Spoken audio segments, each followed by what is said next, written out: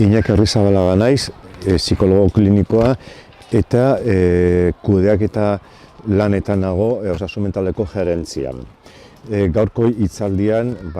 pandemia eta osasun mentaleari buruz aritu gea. Batez ere,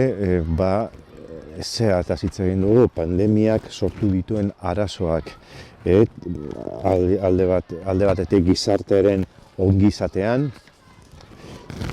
beste aldetik aipatu ditugu talde zaurgarriengan sortu duen egonezina, osasun egoera profesionalengan ere bai, nola pandemiak profesionalengan sortu duen burnouta, lan estresa, osasun zerbitzu kudeaketan izan ditugun zailtasunak, lana antolatzeko, erabiltzaileen beharrei erantzuteko eta babes neurriak mantentzeko,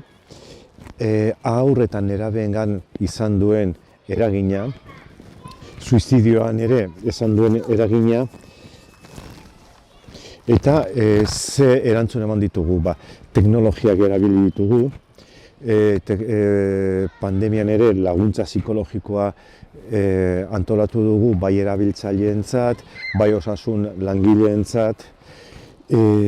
kudeaketan antolamenduak egin behar izan ditugu,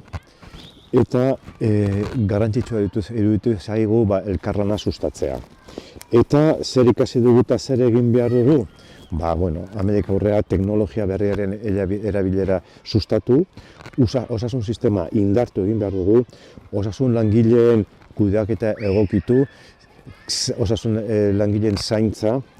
elkarlana sustatu, giza eskubideak eta humanizazioa indartu, genero ikuspegia kontutan hartu eta herritar